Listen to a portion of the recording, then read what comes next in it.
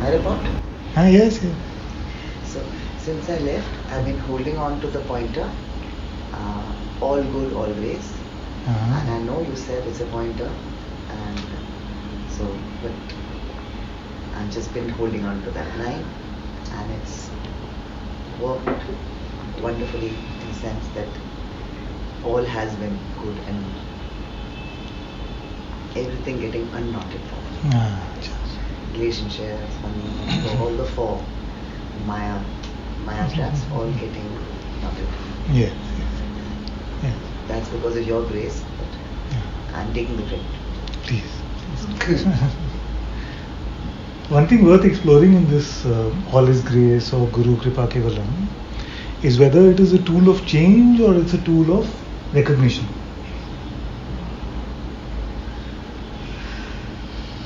You see? Like we may have the approach that I have to remember God and say all is grace, all is the master's grace. You see? But the statement is all is grace. It is not all will become grace. So is it a reminder which aids a recognition that all is already grace, or is it something that we can use to bring about a change into the non-grace now becomes grace because we say all is grace.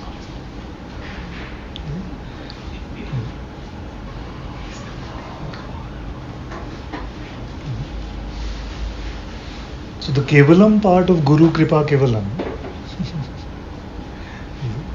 only is worth exploring. Otherwise what will happen is that we will run to spirituality to get something for ourselves. We run to spirituality for a me. You see? So as long as we are searching for God for a non-existent me, then that can remain a struggle and a journey and a sort of futile endeavor.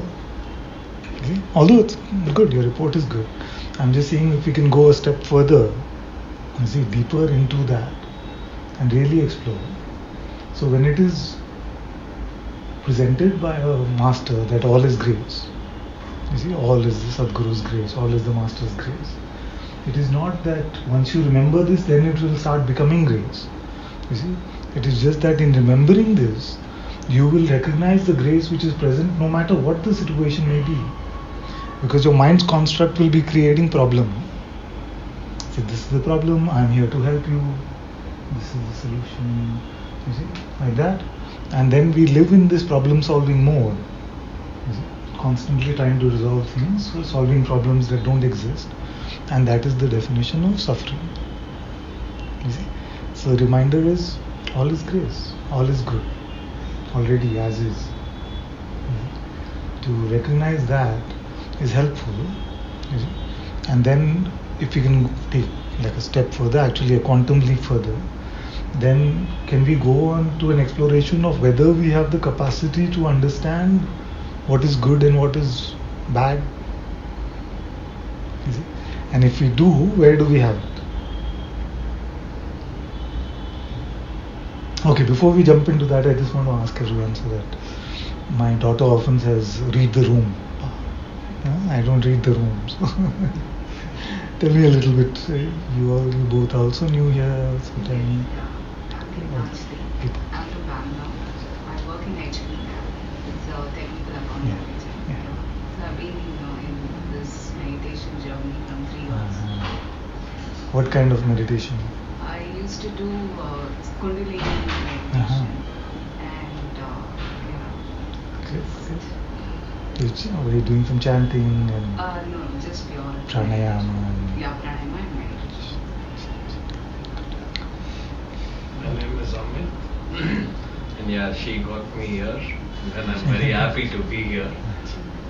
I'm very grateful for me being present here with you around, having a good vibe. Thank you so much. You also did some Kundalini yoga? No, I have done Vipassana. How about both of you? I'm a school teacher. What do you teach? History. Not your girlfriend, not her. My son.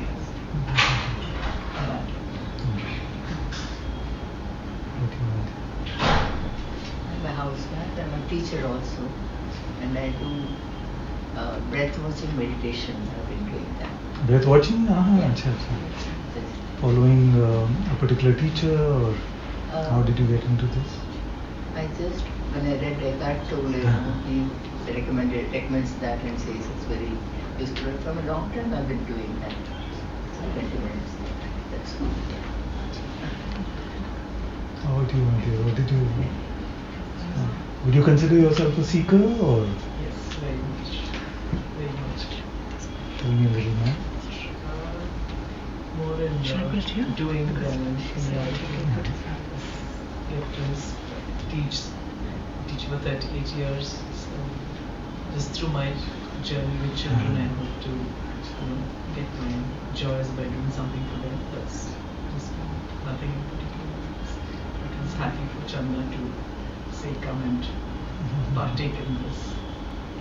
The usual reaction of those who come and they've been brought by friends, like, you can't generalize, but mostly people say it's too weird, it's too out there. And more common than all of that is that we didn't understand what he was saying. So what you could do is, if there's a point where you don't understand, even if it feels like I'm in a flow or something, just stop it. Because many times we feel like, myself. So many times what happens is the mind creates like a block, and the name of the block is I can't understand. It's too difficult for me, or I don't have a Advaita Vedanta context or history. So it just puts it in the box of ununderstandable, and I've spotted that many times. So just stop me and say, what are you talking about? And we can really rewind right from scratch, because most of them are used to the terminology, the way of speaking. We use words like awareness, consciousness, all of that. But they may sound a bit strange. So let's see if you can deconstruct right from the beginning, if you come to a point that you don't understand. I feel so far what I've said is very straightforward. That's it. Amma, she's been some spirituality before? Not a lot. Whatever I've been trying to do. He has been forcing you? Not forcing. Do Isha Yoga, come to Ananta, all this? He said? Translate. Yeah, more or less, yes.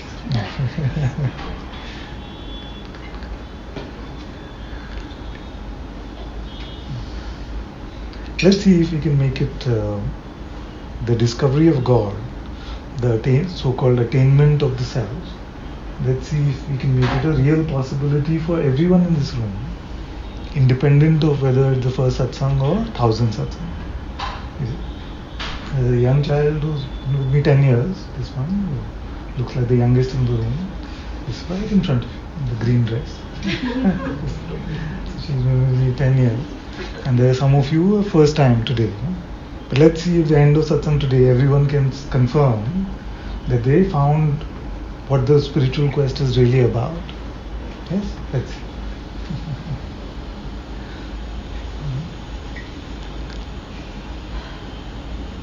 So that is about grace and surrender. It is not an instrument of wish fulfillment. It's not a genie. It's more of a recognition, because like I keep asking, so what is this? What is this? What is Ananta doing? That's it. Raising the hand. Some may say he's saying stop, enough. Some may say he's blessing us, like traditional Guruji types. He's blessing everyone. You see. Now inherently, you see, what can we say? You know, nothing. We can't say. It is the perspective that we bring onto it. It is the perspective that we bring into it that makes all the difference. So, can we look at spirituality? Can we look at the truth as something that is universal, independent of whatever perspectives you may have or belief systems you may have? You see, that is the key. So, the discovery of God or the discovery of the self must be the same for everyone. You see, and the way of finding it must also be the same for everyone. Not in the preparatory steps or the other things you did to get to the point of discovery, but the discovery in itself has to be the same. You see? Okay, let me ask a question. If you are looking for something that has no quality, you see, can you as different seekers find two different things? You're looking for nirguna. No? He said that the self is without gunas, without qualities, without attributes. Now, is it possible to find two different things as a result of that? Take a moment. Some of you may not be used to exploring in this way. That the truth, everything that you perceive, is in the realm of changing. And what is the realm of changing called? It is called Maya or the Leela. You see? So all perceptions, they are changing. It is said that God or Brahman is the unchanging reality. You see? So let's see if we can find this Brahman. Now, to find that which is unchanging and therefore not perceivable, because everything perceivable has a quality, you see, and which changes. Then to find that which is unperceivable, you see, without a quality, can there be two discoveries both without a quality?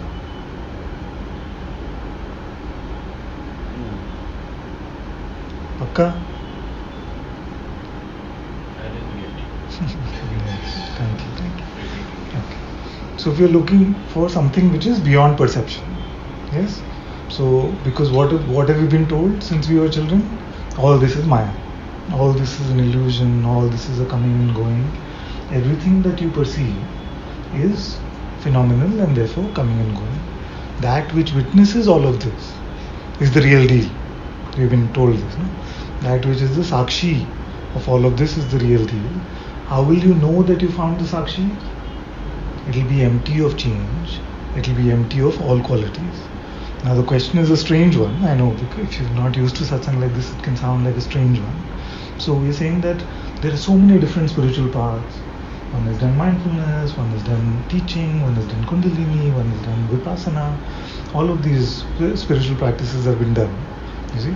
But the discovery, that which we all spiritual seekers are looking for, you see, is beyond change, beyond quality. You see? So if it is empty of quality, what can differentiate it? You see? I say this one is different from this one, but they have the same, you see, they have, everything is the same about them qualitatively, but they are different. What would you say? Too complicated. I'm sounding too academic. Let's go to a different mode. So we are looking for something without quality, because all qualities are in the realm of Maya, in the realm of change. Yes? Yes? So if you're looking for something which is without quality, you see, how will we distinguish? How can it have a difference? Like, can Saurabh come to a different discovery of the self and she come to a different discovery of the self? And on what basis will the difference be? The difference can only be on a quality, no? You can say, the self that Saurabh found is red. You see, the self that she found is blue. But I'm saying it's empty of quality. You see, so no shape, no size, no color, no duration, none of these dimensions that we're used to. That is the discovery that we are trying to come to. You see? So if it is the qualitative or quantitative distinctions can only come from the guna, you see, from the differences. So if it is empty of all quality, then there cannot be two of them. There cannot be two selves or two atmas, two paramatmas. You see, it's not possible. Is this so far? Now, with what tool can you come to this discovery? What do you have in your arsenal with which you can find this non-qualitative self?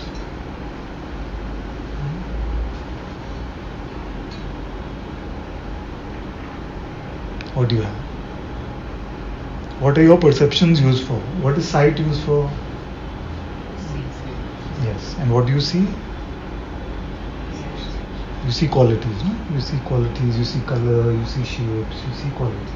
So for the non-qualitative, you cannot use sight. What about hearing? Sound. Sound is also quality. You have a vibration, you hear it. So all of our senses are used to determine that which has qualities. So we cannot use senses for our discovery of the non-perceptual, non-phenomenal, empty of quality. We cannot use our senses. Then what else do we have? What other tools are available?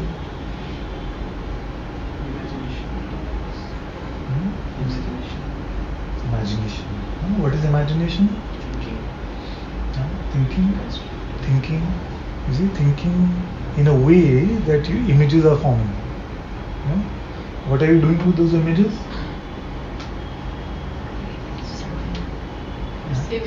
Still perceiving them. You're perceiving them. And what are you perceiving about them? Their qualities. Did you imagine a tree or a house? How will you tell the difference? Because the shape was of a tree, the color was of a tree. So then we cannot use imagination also. Then what else can we use? This cuts to the root of the spiritual problem. You see?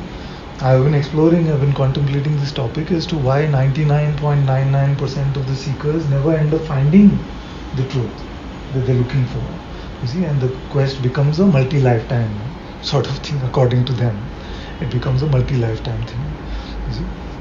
And yet, there is no complete satisfaction in the human condition till this self is attained. You see, because everything else is changing, and if you tie yourself to that which is changing, what is going to happen? You're going to suffer. You see, so many times I say that to tie yourself to the world and to want peace and stability is like tying yourself to a drunk donkey and saying, "Why am I not peaceful?" See, it's not going to be fun. So this is the realm of changing. You see, if you tie yourself to it, what's going to happen? You're going to get beaten up. So you're looking for stability, and stability is only possible in the unchanging reality of the self. You see? Now, I want to take this unchanging reality of the self and I want to make it your direct insight, not just a conceptual Brahman, Asmi. Everybody knows we are Brahman. No? Everybody knows we are Brahman. How can it become your reality? You see, you recognize reality. So that is what Satsang is really all about. So it is important first to discover what not to do. You see? And then what to do is very simple. You see? Most spiritual seekers waste their time in doing what not to do. In trying to attain the self, in trying to attain God. You see?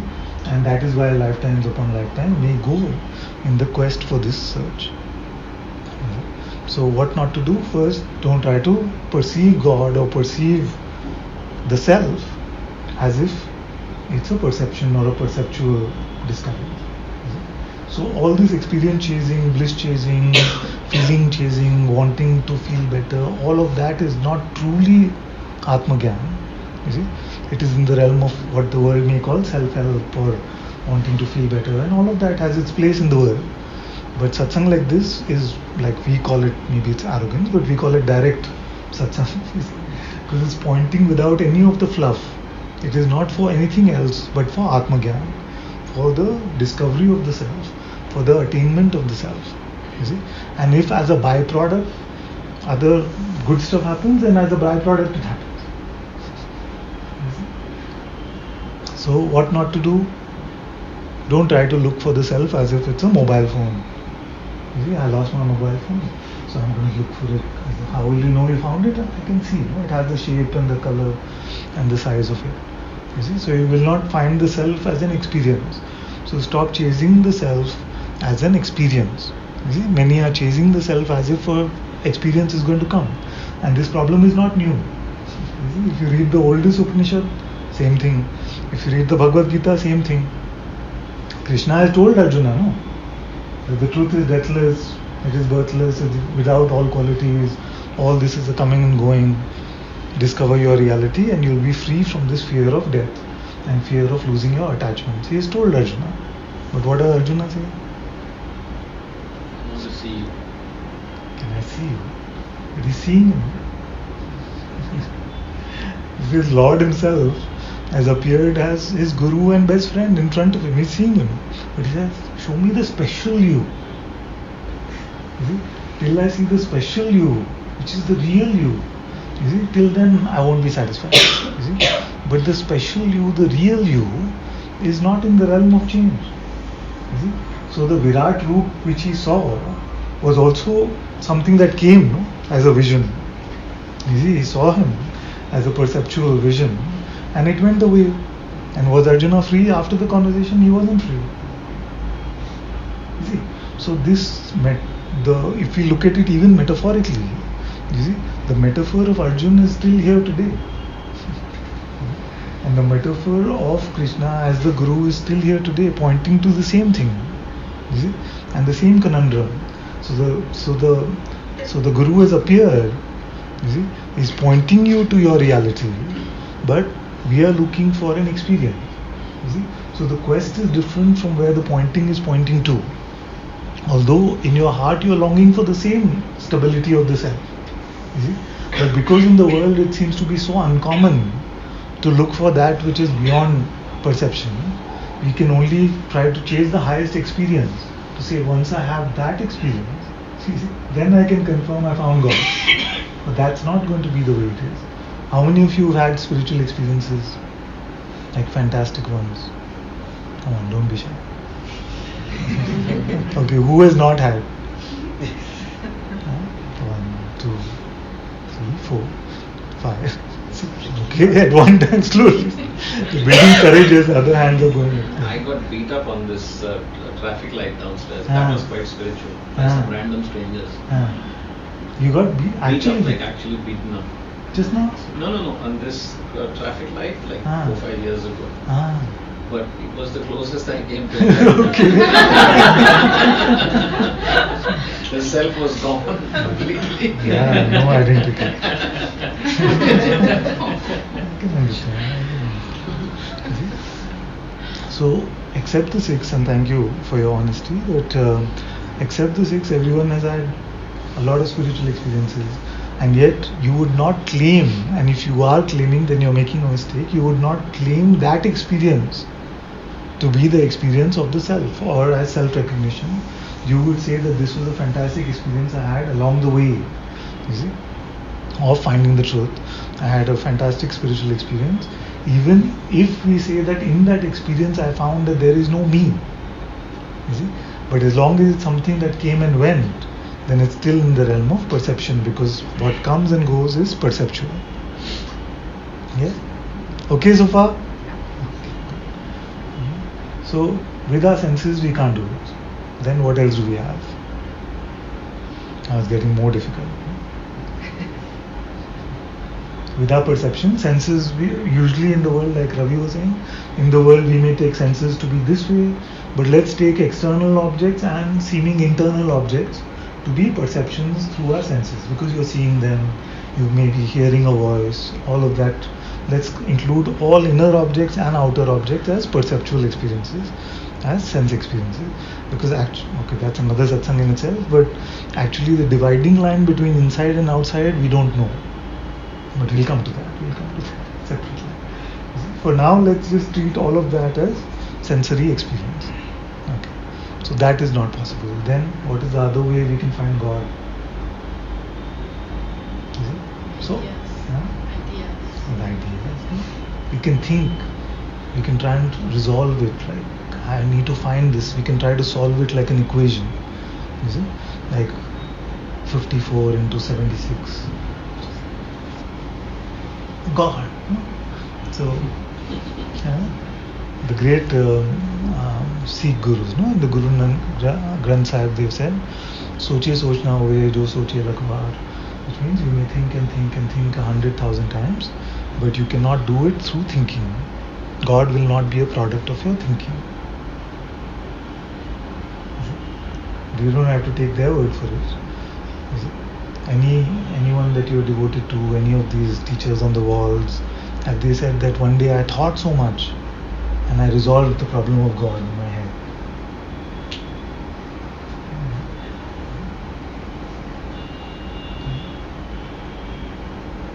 Cannot do it. You may be a master of thought,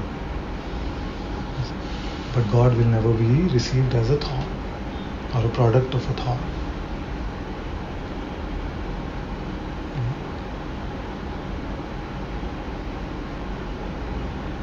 So thinking also out. When the mind is still, you experience something. Yes. And the mind is really still without thoughts. Yes, exactly. That's where we are coming to now. Exactly where we're coming to now. No? So let me just bring everyone along, and that's the topic we'll come to. So what about this? Before we go to the no mind, Amanunasha, the unborn, before that, we are together in this so far? Clear, no? Remember that you don't have to convince your mind about it. As long as you've heard it, it's fine. You don't have to resolve the doubts that your mind may be putting out now, saying, but without me, no chance. Whatever it's saying, let it be. Don't have to resolve any of its doubts. It's just important that you've heard it. That's all that's important. You see? Because we will not be able to fix this. That's the whole point. We will not be able to fix the God problem in your head. You see? In your head, God will continue to be a problem because the head is too limited to find that which is unlimited. So the realm of spiritual seeking then cannot be the perceptual realm of senses and cannot be the conceptual realm of thought. Me so far? Now what does that leave us? So that is 99.9% of spirituality out. Because most people are either thinking about God, trying to come to a conviction about God, come to a deeper belief about God. All of that is in the realm of mind. We don't need any of that in Satsang here. You don't have to believe anything I'm saying. You see, I don't need your belief for it. So God, the discovery of God must be beyond belief, because you can only believe a concept. No?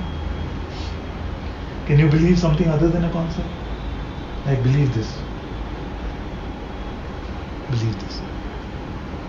You can only believe some notion about it. No? With me?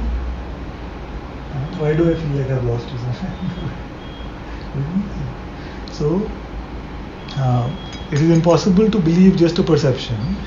You can only believe notions about perceptions. And this is the cause of all the trouble in the world, but that's again another satsang. Yeah.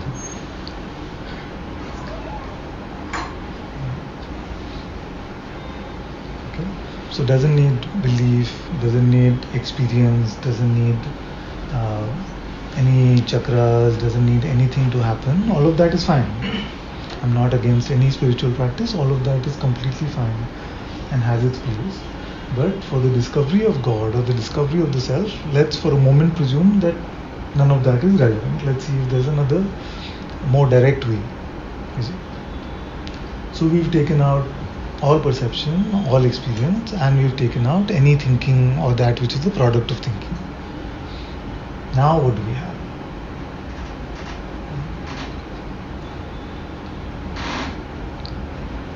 What is a spiritual seeker supposed to seek with now?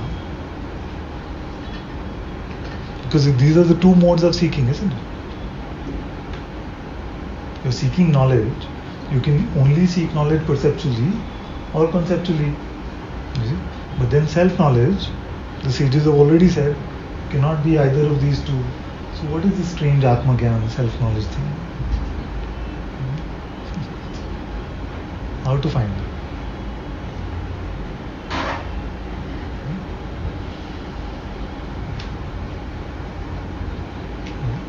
So this is the classical conundrum of spirituality. It's the Arjuna problem. You see, all the seekers who have gone to the sages, this is the only problem of spirituality, the discovery of God. You see, and the discovery of God with what instrument is the only problem. And it's so funny. Maybe it's the design of Maya this way that rarely anybody talks about this, the instrument. With what can I find God? With what in me has the capacity for self-discovery or to find the truth, capital T truth. and most are doing stuff in the first two buckets, which is not going to lead to the ultimate discovery, or may lead to the ultimate discovery, but the ultimate discovery will only be this, which I'm going to now point to. So she said something beautiful. In the absence of thought, what happened? And everybody has talked about this. The no mind, you see, the unborn. Master Bankai said, all things are perfectly resolved in the unborn. He did not say worldly things. He did not say spiritual things. He said all things perfectly resolved in the unborn. What is the unborn? Just the no mind. You see? Bhagavan has said, if you have the choice, as long as you think you have any choice, make the choice to let go of the stream of thought. Let go of the stream of thought. Papaji has said, so I'm going through the lineage. You see, Papaji said, keep quiet. Was he saying keep quiet? Like that? No, he's saying keep quiet. Keep quiet. You see? Guruji has said, don't identify. Don't identify. Here we say, don't believe your next thought. Don't believe your next thought. So all the masters are pointing to this. You see? But what happens? So Bhagavan Sri Ramana Maharishi said that to a seeker, that the self will not be a new attainment. It's not something new that you're going to find. It's not a new achievement, attainment. Only the false has to be given up. So only the dust has to be swiped away. You see? Only the dust is what? What is this dust? It is the dust of ignorance. And the dust, this dust is called ignorance, conditioning, vasanas, tendencies, whatever you may want to call them. Empty of that dust, self is attained. You see? How much time did he say it will take? He is a Ramana expert. He's written research papers. Did Bhagavan say it will take time? Split second. So if ignorance is wrong, so the devotees then obviously ask him, so how do we do it? If our conditioning gets in the way, if our vasanas get in the way, and you are saying to find the self you only have to be rid of your conditioning, how do we do it? Now this is where the trouble starts. He said it already is so. He said it already is so. Then you may say that if it already is so, then why did you say the first part?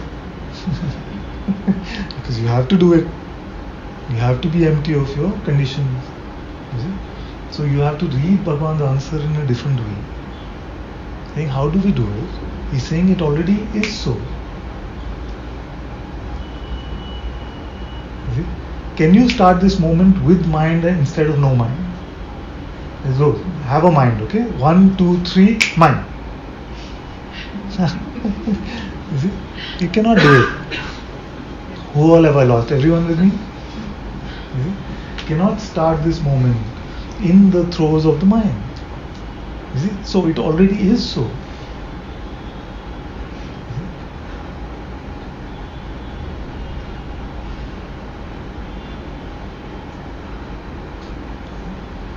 Now the mind will propose something, but, yes, no, I like him, I don't like him, blah, blah, blah, all this, you see? All this stuff it's saying. Huh? How to stay there. How to stay there, it's okay in satsang in front of you. All this we've heard over 10, 11 years very often. It's very common mind response. No? It is saying all of that. You see? Now, okay. Is it too much? We can take a break if it's too much. Should we keep going? What is confusing so far? Anything confusing so far? Straightforward. You're not translating for Mama, no? He's presuming she won't be interested. She's listening very intently. You understand. She's getting it? You understand. Yeah. You ask a question. What? Any question? Any doubt about what I asked?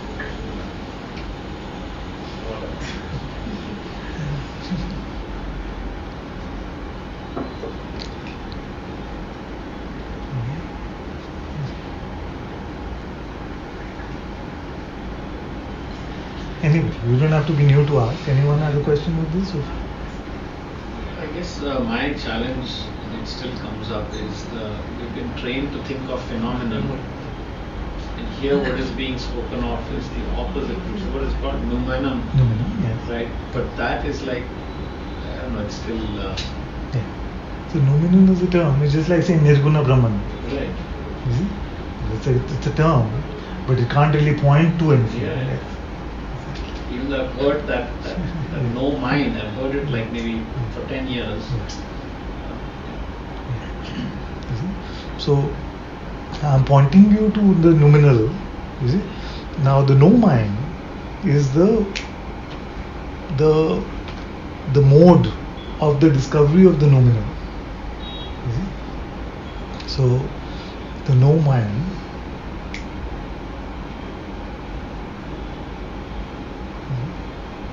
Are you on that? Okay. Good. So not possible perceptually, not possible conceptually. We need to find something which is beyond perception. How do we do that? That is the question. With the mind we cannot do it. We may think and we may become the best thinker in the world. We may even memorize all the scriptures. We may know everything, you may know like across all cultures in the world. You may become a spiritual encyclopedia. But that will not help you with the discovery of the self. Yes. So then the clue that all the masters have given us is that don't identify. Don't keep quiet. Remain in the unborn. Come to the no mind. You see? Now the mind will say, I can't do it. Yes, it can't do it. So let it say what it is saying. You see? Okay.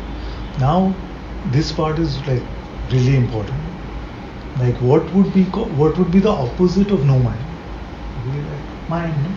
But the mind or thinking is not the appearance of thoughts. The mere appearance of thoughts is not thinking. With me, no? Where are you? The mere appearance of thought is not thinking. Yes. This is a very important point. Just the mere appearance of thoughts is not thinking. You see? Because then what also many spiritual seekers are trying to do is like shut the thoughts up. When will they shut? Once you hear that the mind causes all the trouble and you have to get to the no mind, then the mind itself will play that game. Who do you feel is saying shut up? The mind itself. You see? Then the thief dresses up as the policeman, you see, pretending to help you catch the thief. And that is the checker guy or the devious one who's trying to confuse you, is trying to distract you. So you say, why will this mind never shut up? I want the mind to be quiet. That is the mind's voice. You see, that is the mind itself, which is posing like that, saying, I'm not the mind, I'm your friend.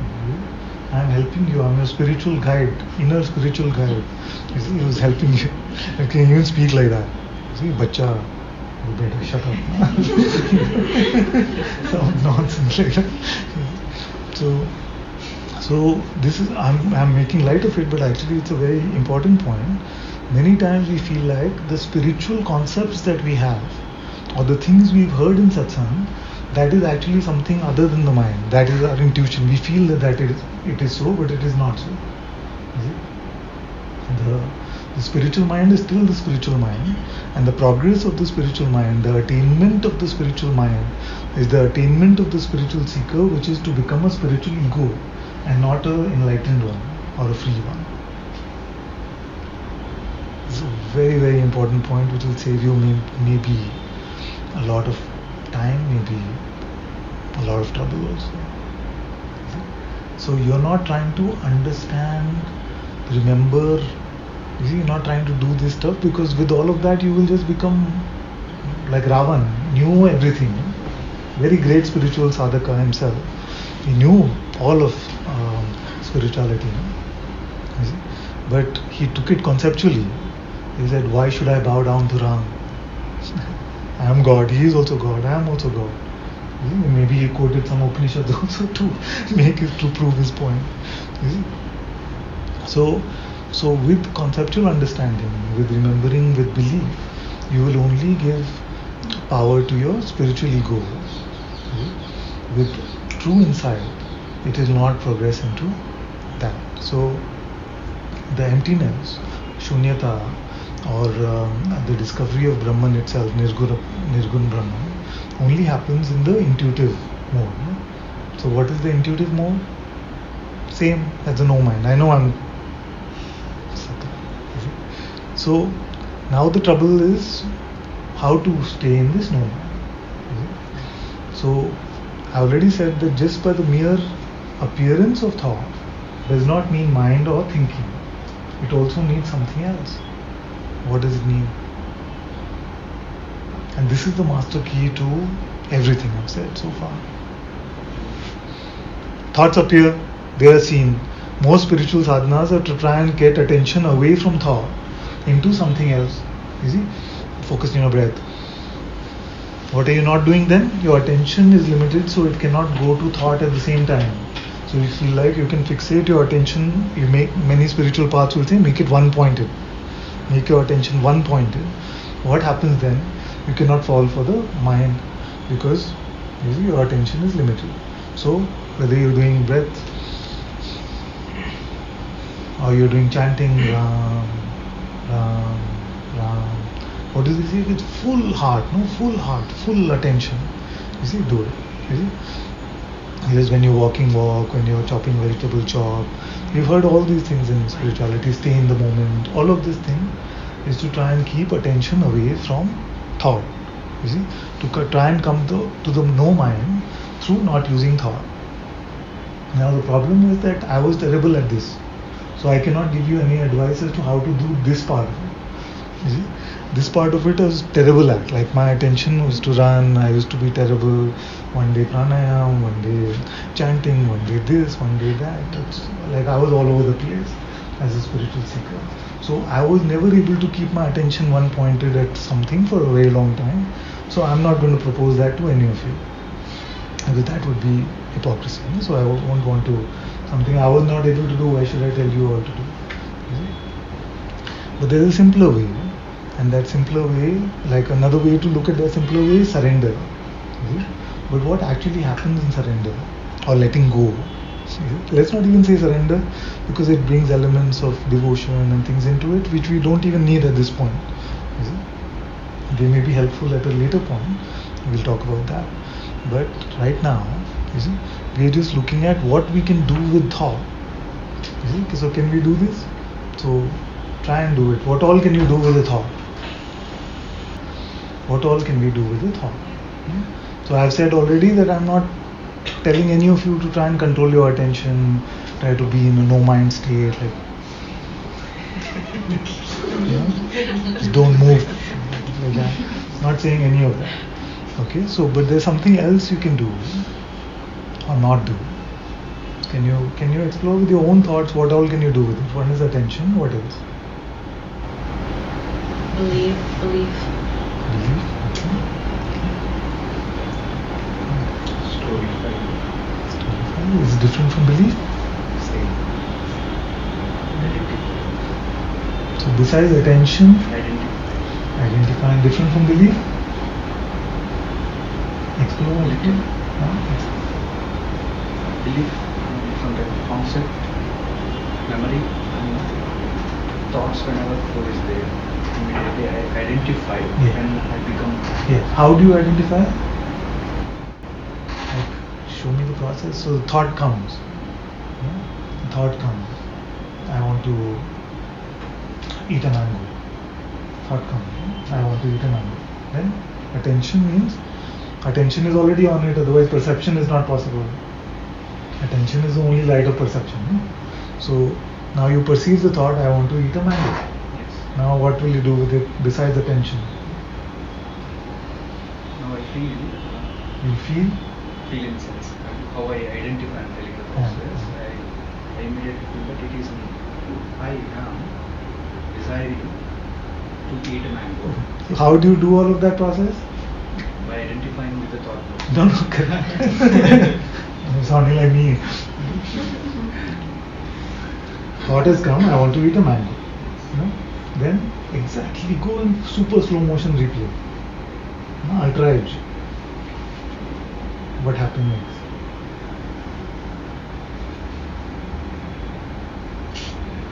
Different.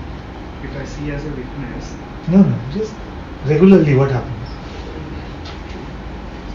usually, And everyone do this, just go really slow. Any thought comes, attention has already gone to it. That's why you can report this thought is there. Now what do you do?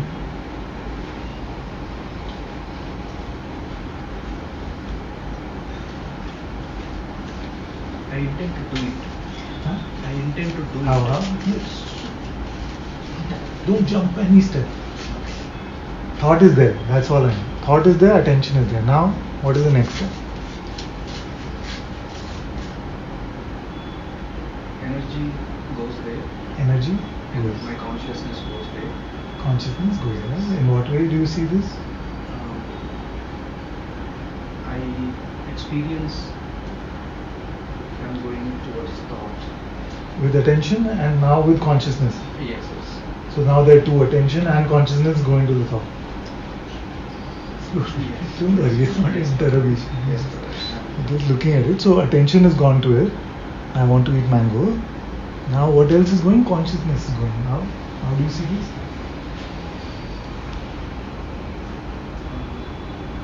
Just this little bit of subtleties, if you notice once, today, I feel like all the spiritual thing will get resolved. Don't presume anything. Just dive in, just 5-10 more minutes. The base construct of self-discovery will be clear. Then it's up to integration. Just slowly. So, I want to eat a mango. This is perceived either like you're hearing it or you're seeing some message, something like this. But the message has come through the mind, I want to eat a mango. With the attention. Now what else will you do? You can just observe the thought. Observe means attention ho gaya, No, but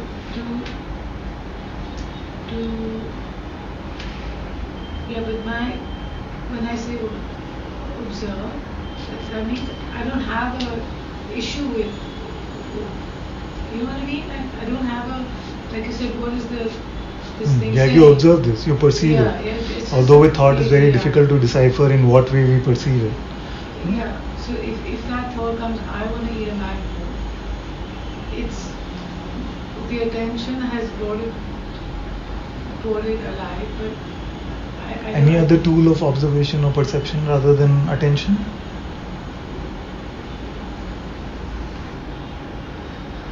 I feel that there's a This is very good. This is the basic fundamentals I of the mean, human condition. yeah, And these are there's often no- unexplored. So let's Yeah. explore these today. Like everybody has Yeah. these. We could get somebody from the street Yeah. and say, okay, thought comes, what happens? You see, if they're open to looking, then they could look. It's- So now we've said that attention is on it. That's how we can say we are perceiving thought. Now when you say observing, is it something else other than attention? What are the forces that consciousness has at its disposal? We've identified attention. What else? Yeah. Just say. So, if you take the thought, take the phrase, I want to eat a mango. Yes. So, and then you parse it. The first thing is I. Then you have to,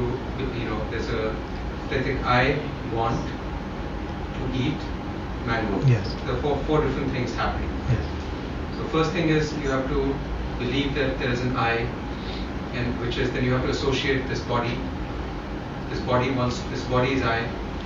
Then you have to buy that. When you say believe, is it separate from attention? it's very separate Good. because you have agency over it. So when you say buy that, is same as belief. No? Yeah, you have to believe that. Same. You Okay. have to believe. You see as a fact what is actually an assumption. Right? So you as consciousness have the ability to give thought attention, and I like what you said, to see as true that which is just a notion. Yes. So that is the power of belief. With me? Yes, but still, See? I am still identification and belief. I Yes. still see there is Yes, still line yes, of difference. yes. So you must see it. That's You it. must see it. As long as it is a thought, Yes. it started that some thought just pop up like I want to eat a mango. Yeah. Up to that I am not there, Exactly. only thought is there. Exactly. The moment I without my realization, identification goes there because of some tendencies, let's say, then the whole of whatever I, as a consciousness, just get attached to that thought and just bring a desire and I want to have it. That's what I observe. So this is this maybe I should have said right at the beginning. There are two types of satsang in the world. One type of satsang in the world, the most common type of satsang in the world is teacher speaking to disciples. See? Teacher speaking to disciples. Now when we say satsang like this, we say it is consciousness speaking with consciousness. So if we are going to presume that there is a person there, there's a disciple there, and there's a master here, you see, then to the master you may say as a disciple, I can't help it. Something just happened and I'm already identified. But now as consciousness speaking with consciousness, it's like God complaining saying, I can't help it. It just happens to me. So is this a utopian paradigm of consciousness speaking with consciousness, or could it be real? Like what is far-fetched in this? Master speaking to disciple or consciousness speaking with consciousness? I know to the mind, obviously, the second one. But what is true? Because if you are consciousness, and consciousness is just reminding itself, like we'll come to why it happens and all later, you see? So if it is consciousness speaking with consciousness, then that realm of it just happens, I can't help it. God is never held hostage by a minor mind. So if for a moment we were to presume that this is so, you see, that it is consciousness which is coming to the discovery of itself, and consciousness as the alarm clock in its own dream is reminding itself, you see, then if I were to say, okay, really slow it down and say when the thought comes, I just happen to identify, I can't really help it. When this thought comes, see if you as consciousness are held hostage to it, or do you have the power to let it go?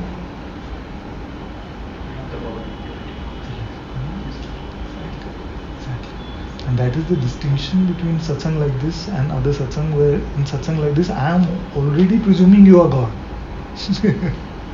You see, I am already presuming you are God. We are starting in that mode because it is Advaita. No? There are no two. It is non-duality. But if we take that which is unreal to be a real and allow that to create conceptual obstacles to that which is not true, then to that which is true, then we are going to keep solving this from a human perspective for the rest of our life. Okay? Now if you say, but I am stuck, I can't help it, okay? Then what happens is that the mind has actually presented this proposition to us and we have bought it. You see, we as consciousness, I as consciousness have bought it. You see? But see that you have the power. No thought has that much power that it can force you as the consciousness that is perceiving it. You see? What is the consciousness? The consciousness is perceiving it, the thought. In itself, of course, but it is perceiving it. See if any thought can have that kind of power. Because I've heard this from thousands over the years. But you say, don't identify, don't believe. Don't believe. Don't take its notion to be reality. But I can't help it, it just happens. See if this is true. Because if this is true, then I have to retire. I have wasted like 10, 11 years just sharing stuff. It's like there was a quirk here that I saw that it's, like that, but actually it's not possible. You see, but if you tell the mind to watch the thoughts, then no thoughts come. But that can't be for a long time. Again it slips. Slowly the mind slips. That's why I'm saying that the quantity of the thought is not important. Even what it is saying is not important. That's why I said the appearance of thought is not thinking. You see? Does not get in the way of the no mind.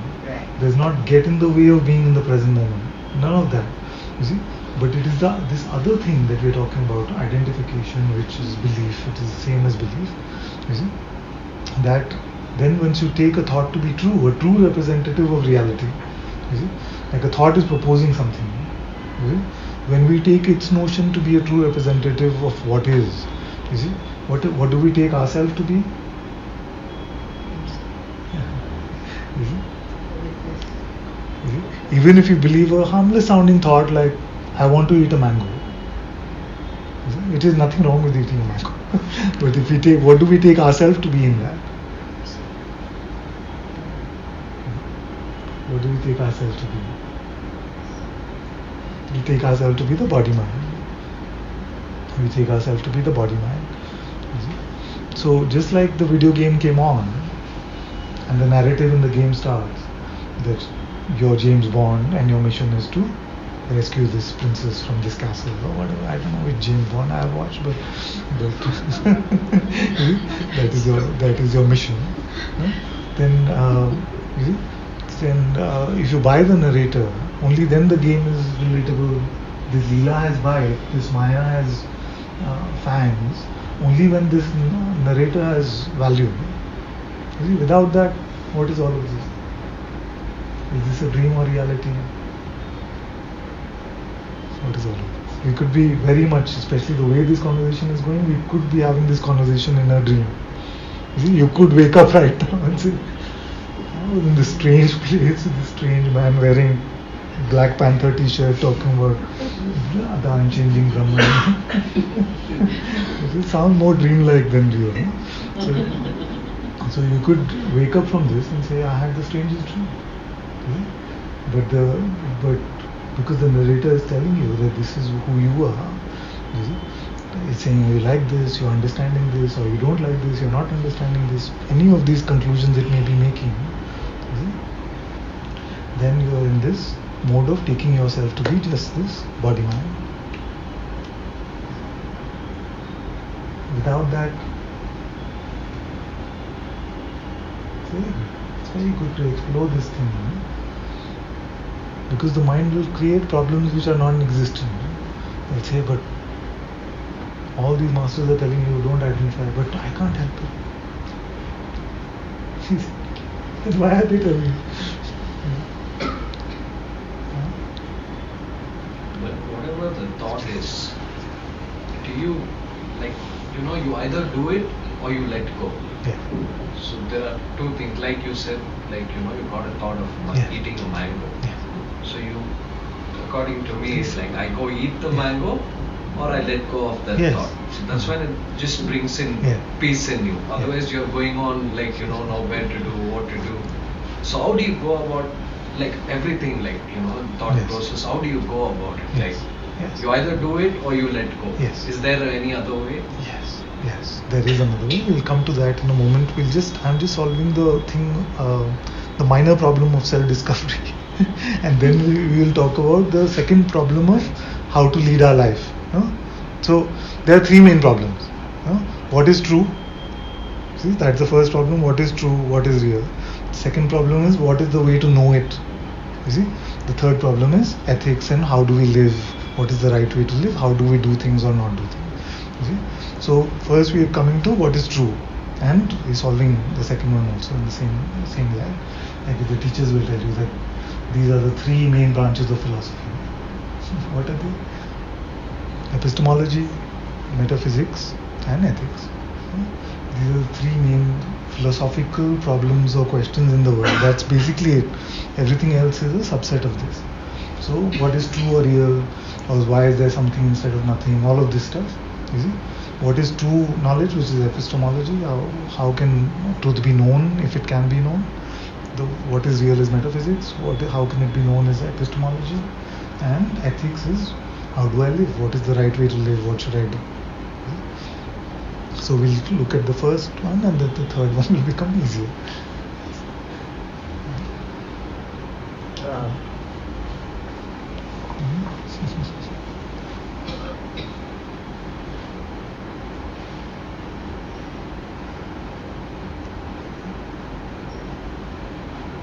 So you're with me so far in terms of the thought comes, I want to eat a mango. You can, before you do it or not do it, you have the choice to believe it or not believe it.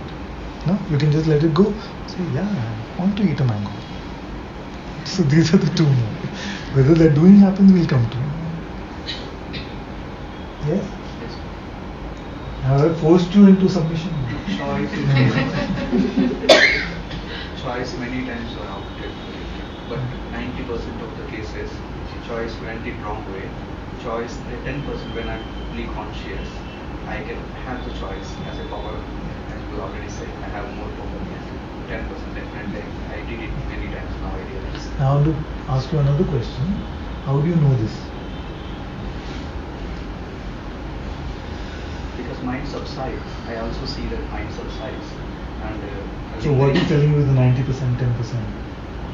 10% is the How do you know this? The 90%, 10%? intuition.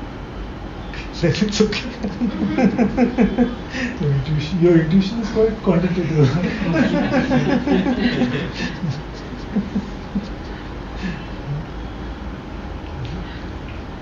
So what is this intuition? If we put a new word in there, we haven't come to this. No?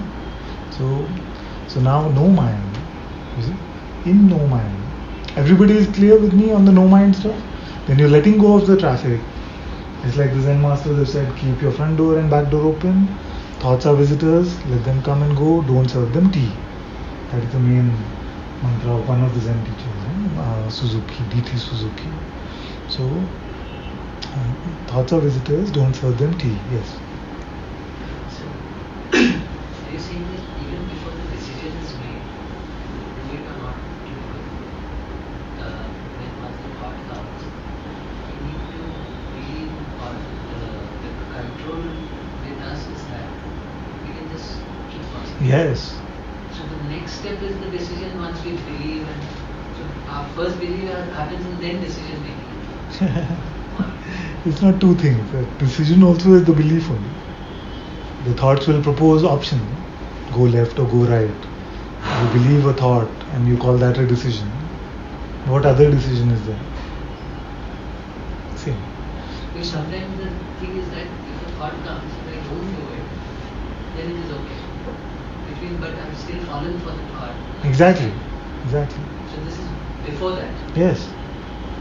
In the appearance of thought, you see, you can give it attention and you can give it belief. You see? These are the two keys of the locker. Both have to be turned. Both have to be turned for the misery to come out of the lock. Without that, not possible. So I have a metaphor for this which some of you may like, which is the ATM machine. Suppose we are in upside down world. There's too much peace, there's too much joy. Everybody is super happy. Now you say, I'm too bored of this, everybody is too goody, it's too nice, things are too nice. I want some misery. Yeah? Then you come to misery satsang to get misery. The master is sitting over there, you want misery? All you have to do is go to the ATM machine. You have to go to the ATM machine. ATM machine? Yes, anytime misery machine. Which is this anytime misery machine? It is the mind. Say, mind. What do I do with the mind? See? So the first is you put the ATM card in. See, what is the ATM card? Attention to mind. You see, ATM. Attention to mind card. First you put that in. You see? But just by putting the ATM card in, the misery will not come. What else do you have to do? You see? PIN is personal identification. Personal identification. How to give that personal identification? With our belief that this thought is true. It is relevant. It is meaningful. It is defining my construct, my reality in some true way, in an accurate way. You see? But how it is defining you is as if you are this body-mind. Okay? So what happens is you put the ATM card, attention to mind card in, but you also have to put the PIN, which is personal belief, and any amount of misery you want is available to you. You see? So this is how this ATM works. Okay? Now, without doing this in the ATM machine, can anyone show me misery? Show me suffering. It is not possible. Not possible. So that's why Papaji said, Papaji is my master's master. He said, to be happy you need nothing. But to be unhappy you need to have at least one thing. And that have one thing means have one thought, one belief. The natural state is happiness. Much more than happiness, but you can settle for happiness. The natural state is happiness. To be unhappy, you need to go to the ATM machine, the mind. See? Anytime misery machine, put the attention to mind and your personal identification. No amount. You have unlimited bank balance. Take up as much as you like. I love these two. They're the ones who enjoyed this metaphor the most in so many years. So them usually like, oh, the same.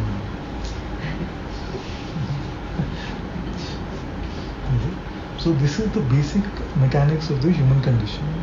It's so funny that we have not explored this. We have not explored this. And this is the cause of all suffering. And the absence, so remember what Bhagavan said? He said in the absence of mental conditioning, the self is apparent to you. It is not an attainment. You see? So what happens in the absence, when you're in this, what I call open and empty? You see, open means everything can come. You don't have a position about anything at all, everything can come. Perception can come, thoughts are also perceptions, they can come. You see? And empty means you're not grasping, trying to hold on to anything, you're not gathering. You see, you don't have a position. Everything can go. And that is its nature. Everything that comes, its very nature is to go. So open and empty is another way of saying no mind. You see?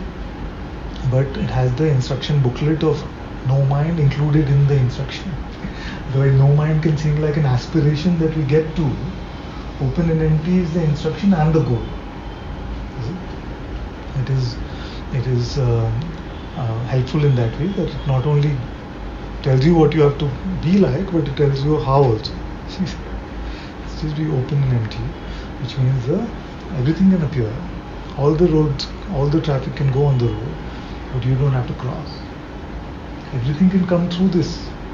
See, like we have these two doors, everything can come through this, but we are not to serve a T. And the T is the T of identification, of belief. We're coming to your question about then how to live, what to do. We'll come to that. Now, as you're open and empty, I'm going to propose something radical to you. See if it is true or not. As you're open and empty, who you are as the pure, unqualitative witnessing of all of this is apparent to you already. Don't just take my word for it though. What you are as a pure witnessing of all of this is apparent to you already as you're open and empty. I can ask this in another way. Which is to say, when you're open and empty in this way, are they only perceptions? Or is there something beyond perception?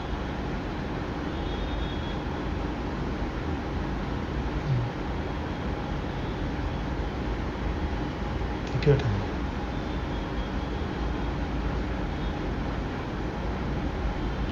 As you open and empty, let me go a step further. Do you recognize only perception, or do you also recognize something, not a thing by definition, which is beyond perception? It's not dark empty space. Some of you may be visualizing a dark empty space. It's okay. Ask yourself what witnesses that. Who is aware even of that?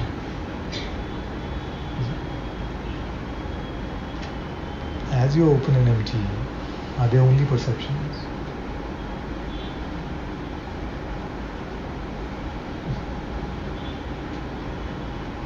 If your mind is coming in your way saying too early, I'm not ready, all of that, don't bother with it. Let it come and go. If it's saying I got enough in the first part, now we're going too far, don't bother with it. Let it go. The question is very simple. It may seem very difficult. The mind may try to confuse you at this point. Some of you will stop hearing me also at this point, so I'll speak louder. As you open and empty, as you open and empty, do you recognize only perceptions or do you recognize something beyond perception?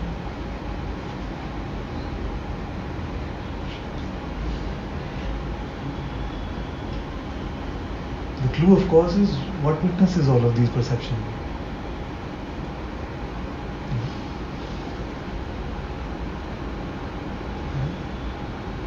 Are they only perception? Beyond. Isn't it? So that beyond is the Nirguna self. Does that beyond have a color? Are you making this up? It's not imagination. It doesn't have a quality, shape, size. It's like that. It's that simple. The mind will have 100 buts. I am aware of this. I've been at this a long time. But at least meet me here. Like, we'll deal with the buts in a moment. At least let's meet here for a few moments. Where you are in recognition of that which is beyond perception. The mind will doubt. It will say, no, you're not getting this. I'm like, it's there. No, I can't say no. I can't say yes. I can't find anything beyond perception because everybody else is not doing it. So, don't worry. Just be true to yourself. Are there only perceptions here?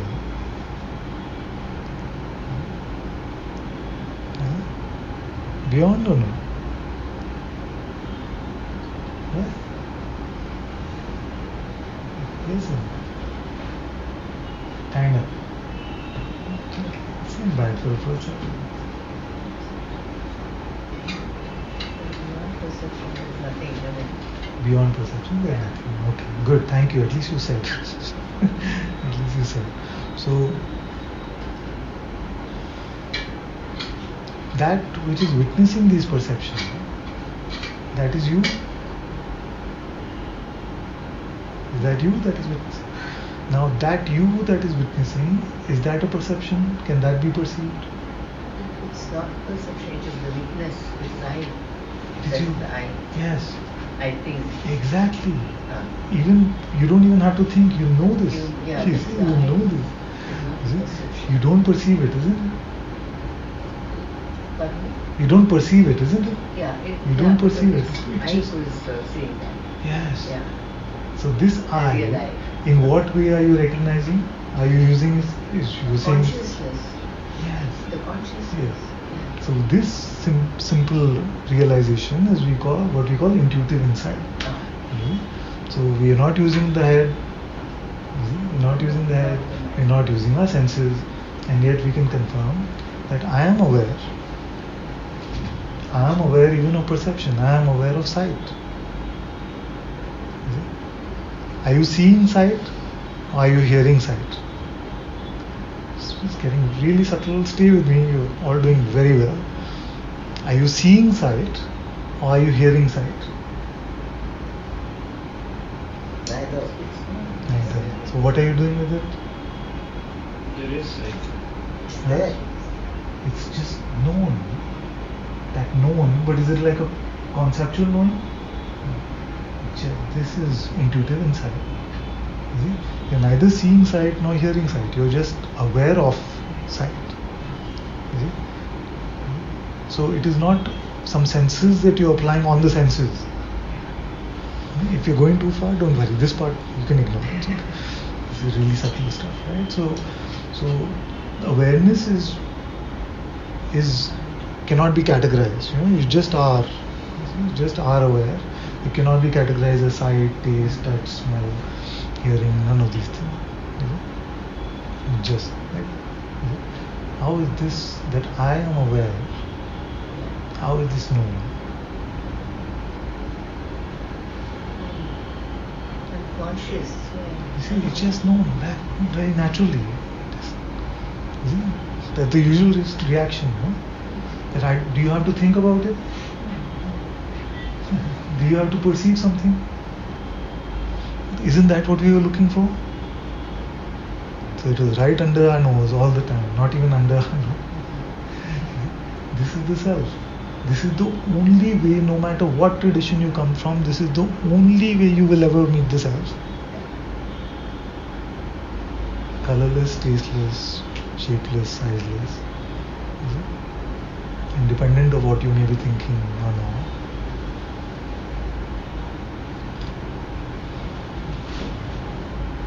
But when you identify, what happens is, it's like the dust comes in your eyes.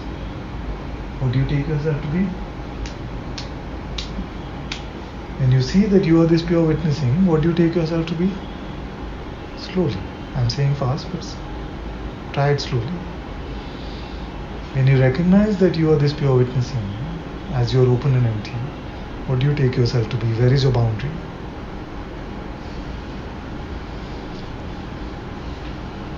Do these sensations that we call the body, do they define you now or contain you now? Or are they experienced as just another set of perceptions?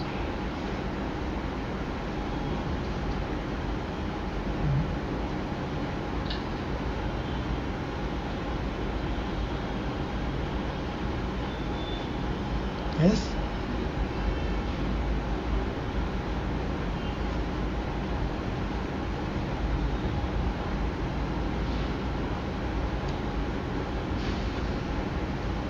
This is it. This is Nirguna Brahman. This is the self. Always here. Always available. No boundary, no time. As you are in the, I use the word apparency, tell me if it's confusing. As you are in the apparency of your reality in this way,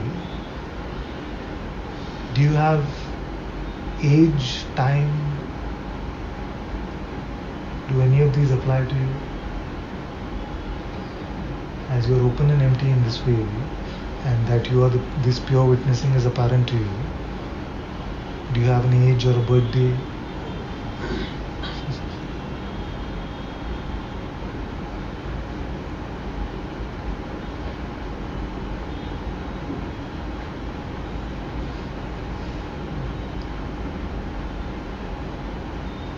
What do you take yourself to be now?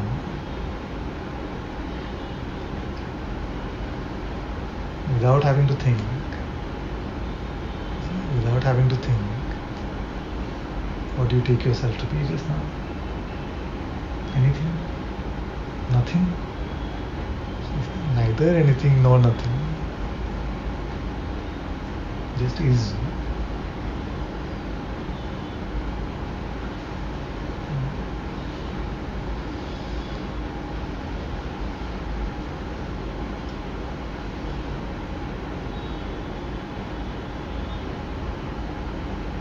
Now what is the mind shouting? How can I stay like this? How can I stay like this? How can you not? How can you not is by going to the ATM machine. Any other way? There is no other way. You see? So if you don't go to the ATM machine, you are like this one. You see? What will happen is, the only trouble is that this may seem too much, but if you have personal desire, you see, then it will pull you. The mind will pull you. If you don't have desire, what will it tempt you with? It can only tempt you with ideas. No? Something will become better like this. This, if you do this, you will get this. It will only tempt you with what appeals to you. You see? So, if I'm speaking to a room of spiritual seekers, and if I say, you do this, and then you'll be fully free instantly. And I say, what did you say? Then, but if I'm in a room full of Olympian runners, I say, if you do this, you'll become like the Buddha. No, you have any tips on running fast? You see, so it's not in the thing itself. You see, so that thought which maybe attracts you will not necessarily attract her. And the same for everyone in this room. So it's not in the content of the thought itself. Not in the content of the thought itself, but the tree of thoughts that we've nourished in the past. That's what seems to give it the magnetism. You see, so for most of you like spiritual seekers, the spiritual thoughts will be more magnetic. Others who are more interested in something else, those thoughts will be more magnetic. So what the tree of conditioning that you've nurtured in the past, that itself, when a thought comes to add to that, that can seem like compelling. You see?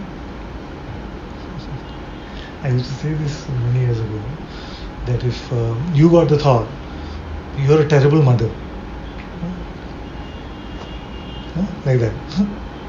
But if somebody who has kids had thought, if Radha had thought, you're a terrible mother. So it's not the suffering is not inherent in the content of the thought. It is inherent in our believing. And what we believed in the past seems to be more attractive. That becomes.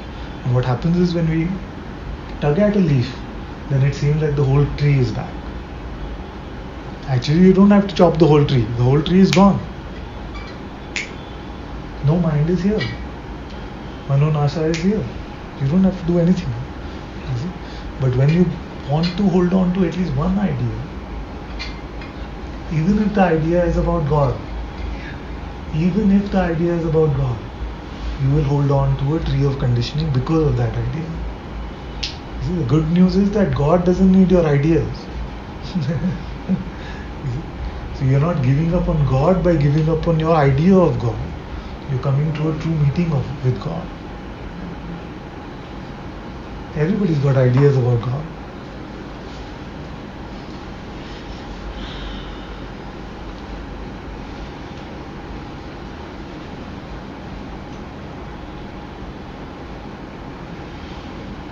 So this is self-knowledge, this is the coming to the truth. See? And whatever the other things we may do or not do, the revealing of the self-knowledge will only be this. You will only find yourself in this way. Now whether it is accompanied by fireworks and other things or not, it's completely fine. It's completely fine. Either way. Those are the byproducts. They are not the darshan of the truth. The byproducts are of the darshan of the truth, but the byproducts are not the darshan of the truth. That's very important to understand. If there is joy coming, then there is joy coming. If there is no joy coming, no joy. If there is a certain lightness of being, there is lightness of being.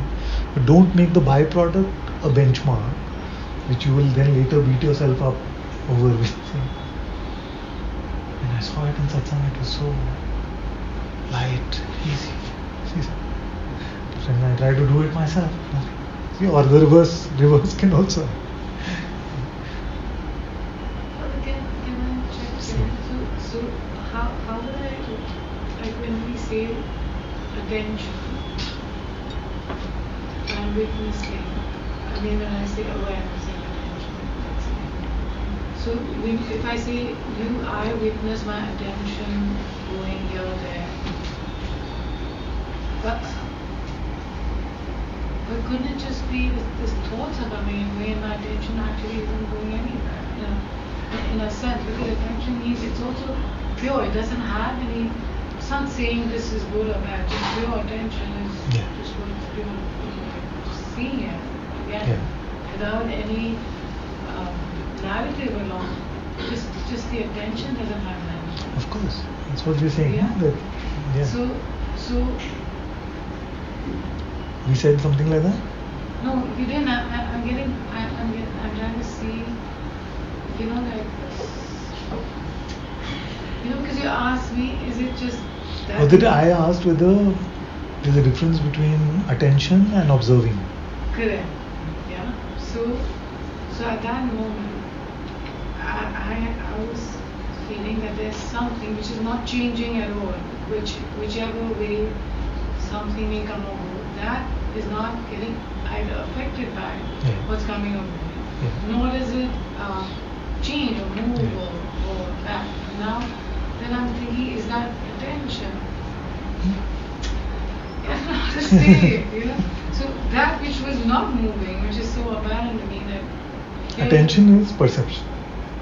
Awareness is that which is aware of perception. So if all perception was to go away, sight was to go away, hearing, taste, touch, smell, everything vanished.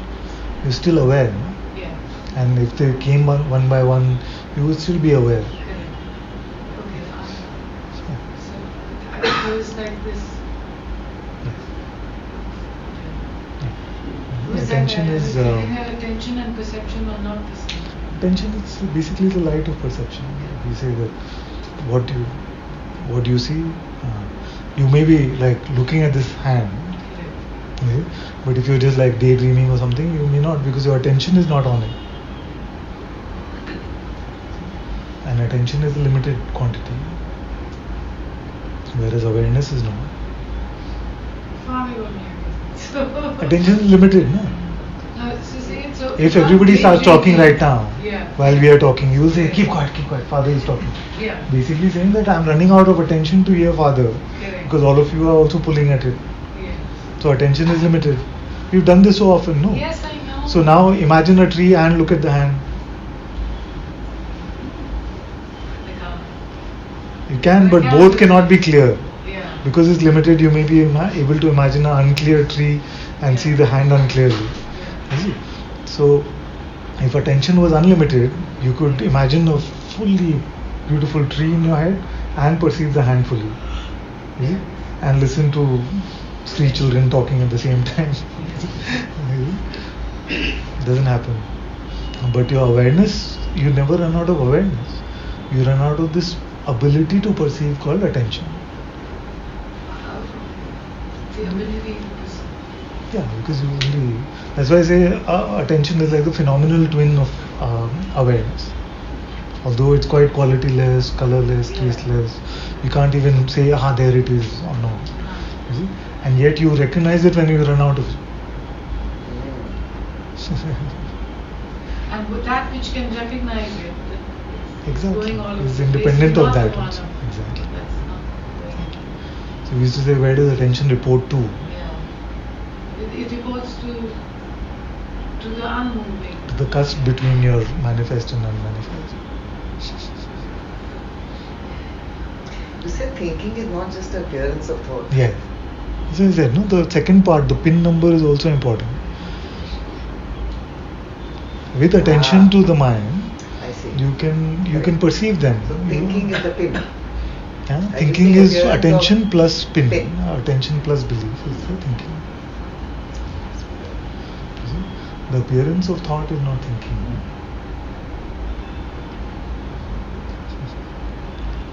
Okay, clear? So no mind doesn't mean there's no mind. No mind doesn't mean there's no thought. Means- Yeah. No mind means it's irrelevant and immaterial. Exactly.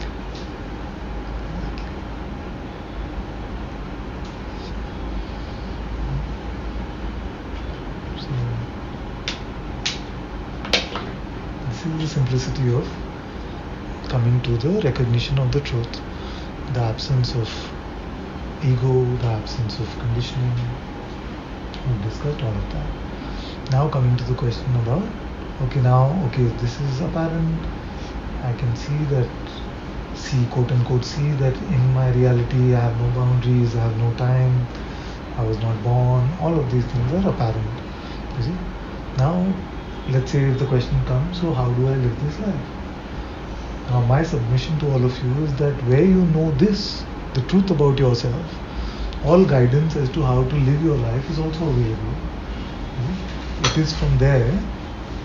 You see? So I often take this example with them, which is that I saw on Discovery or National Geographic or something, one bird was born. They didn't show what happened to the parent, so the mother didn't show. It was born. It lived in a place till the season changed.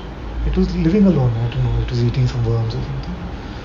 Season changed, was changing, and it started flying in the direction where they're supposed to migrate. Alone, not in a flock, nothing. Of course, it's questionable also how does a flock know, but suppose that, we say with the flock they would know. This alone bird doesn't know what north is, south is, nothing. Doesn't know what seasons are, doesn't know what season changing means. Just something that starts flying. That's flying. So some intelligence does that. Now Master takes many of these examples. He says, a tree is growing. It's about to fruit.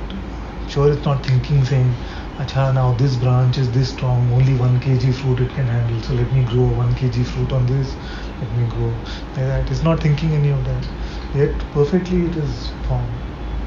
You see? All of this, there are millions of processes, billions of processes happening in a body, there are trillions of processes happening in this apparent world around us. You see? Electricity, magnetism, gravitation, so much stuff, no? So much stuff happening. No committee has sat and done all of this. No committee, no round table of humans sat and did all of this at the gravitational constant K is, let's make it equal to this. You know? So it's not that. Yet there's an underlying intelligence to all of this. You see? Now if that intelligence can move this entire universe and everything in it, you see, then isn't it just human arrogance to believe that it cannot run our life? Can run the lives of all the, and isn't it like the first element of human arrogance is the idea that the humans are the greatest ever. That is the stupidest kind of idea. So and mixed with that is this thing, this whole notion that no, God cannot run my life, or even if you don't believe in God, we'll say, but nature does all of it.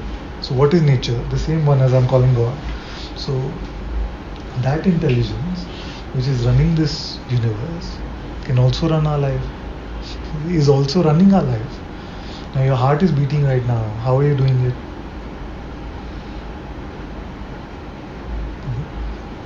You don't know how to move a finger. You don't know how to move a finger. I say move a finger, can you do it? You say, yeah, I can do it. I say, how do you do it? You say, oh, some neurons fire in my brain. So, okay, fire one neuron. Can you fire? You know, anyone knows how to fire a neuron? Nobody knows. You see? So, we're just taking the mind's version of individual doership to be real. And then what happens is we feel like without that we are lost. You see, we feel like we open and empty. Without the ATM machine, we are lost. But it's not true. Yesterday, this child sent me some lesson 8 of a Course in Miracles. She sent me. She says, I haven't read this before, but it's so beautiful. It's very much like Satsang. At the same time, I was reading a book, and that book, you'll be amazed, it's called Super Traders. I was reading a book about stock market trading, and in that book, I sent her a screenshot just then. This guy says, I was reading at that point of time the Course in Miracles for 4 years. Now calculate in the book about stock market trading. That he sent me a message from the Course in Miracles, lesson 8. Yeah? So, and as I was reading these books, at almost the same time, I saw this thing where this one is writing, I read the Course in Miracles for the first time, and by the way, what did he say? He said that Course in Miracles taught me that what I take to be reality is an illusion. Now, what are the mathematical odds of that? They're humongous. They're like crazy odds. And these things happen so often in our lives. You see, so I call those moments God saying hello. Nice. It's like God saying, hi there, main hoon na types. So there are like in the 10-11 years of sharing Satsang, of course even before that we've come across so many incidents where the mathematical odds of them happening are like impossible, next to impossible. You see? So that intelligence which is doing all of this can easily run our lives. You see? So should I do it or not? Your heart will tell you. Your heart will tell you. So what am I saying? Let me make that clear. You see? Mostly as you're open and empty, life will be effortless and it will be easy. You see, there'll be nothing to, like 90% of the things that you're solving will not be things at all. They'll just be like, some things will still come, they'll push your button, where mind will poke you, it will oppress you, it will say, no, this you have to decide. You see? This you have to decide. You see? Are you going to do this or not? No? What to do with that? Give it to your intuition. The same power that is able to recognize your reality can also guide you about these things. So, some may call it the Sadguru presence within, some may call it the Atma, some may call it the intuition, some may call it whatever, the Holy Spirit as it's called in the Course in Miracles. It doesn't matter. But there is a higher guidance, higher than the mind, which is available to us, which is allowing us to run our life. When we look back at so many things in our life, we are able to say, isn't it? For some reason I just happened to be there. Is it? It's just there. I was not planning this, but it just happened. Is it? It just happened. So what is that intelligence which is running all of that? It is the same intelligence which is beating your heart, making your kidneys function, all of that, you see, making your brain function. Apparently all these things exist. So that same intelligence can be trusted to run our life much more than our human mind, which is about me and you and wanting and taking and all of these things, separation and ownership and desire and doership and duality. So I call this ego the 3D ego. Duality, doership and desire. This is what is made up of. So the voice of this 3D ego is not a good enough guide as our inner Sadguru presence is. So it has guided us. All of us have had an experience or two at least in our lives where we found this inner guidance. You see, how to distinguish. Okay, I'm going very fast, but so far clear? Now I know what the question will be. So I'm already answering it. How to distinguish between the mind and this intuitive guidance? That is the question that you would ask or you may ask. So, and this is a fair question, because the mind is very good at it also. Will say, beloved one, go and slap your friend. This is your master speaking.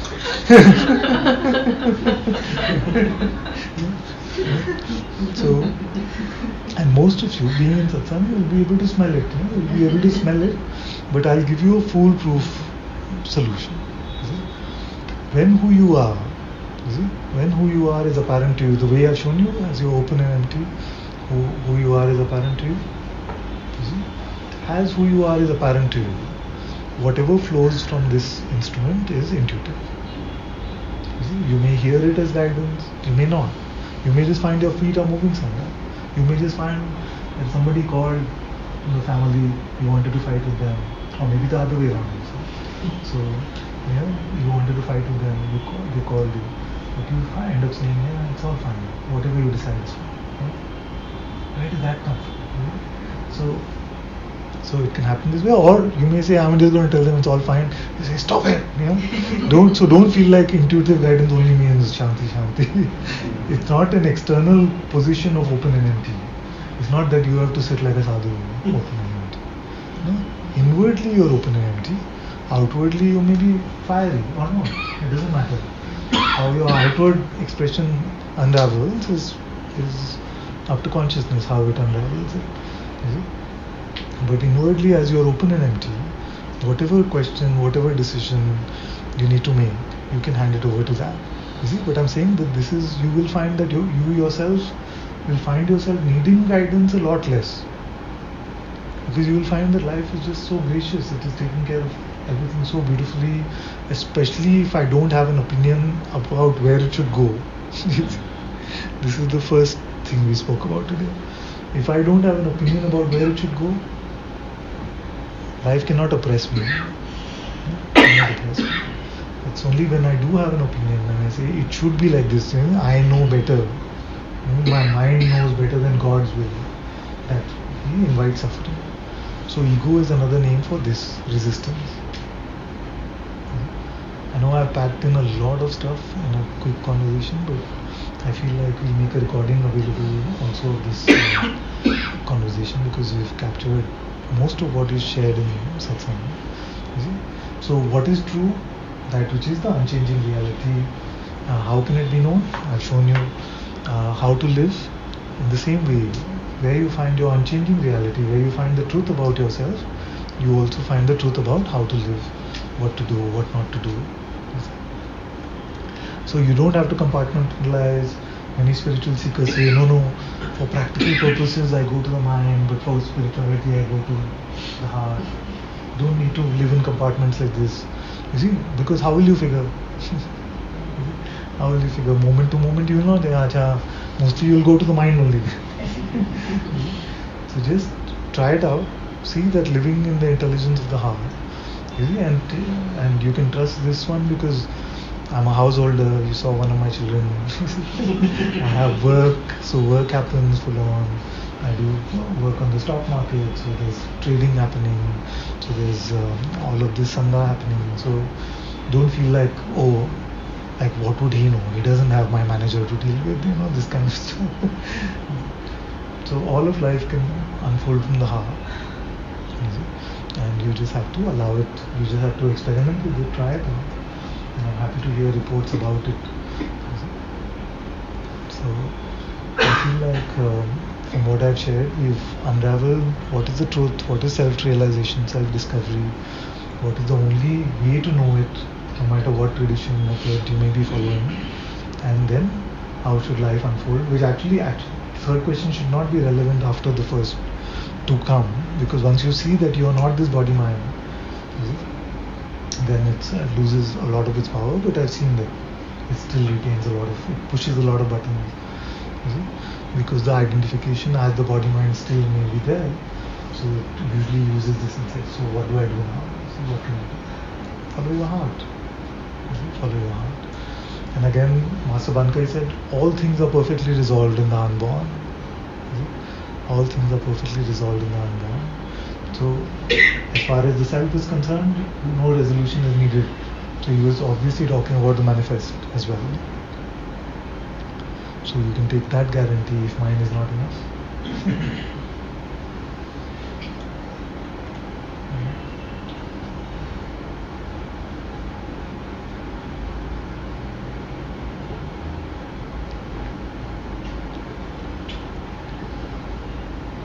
This one sounds like one of my many retirement satsang. Anytime I share a satsang and say, "Acha, ab ho gaya." I said everything I had.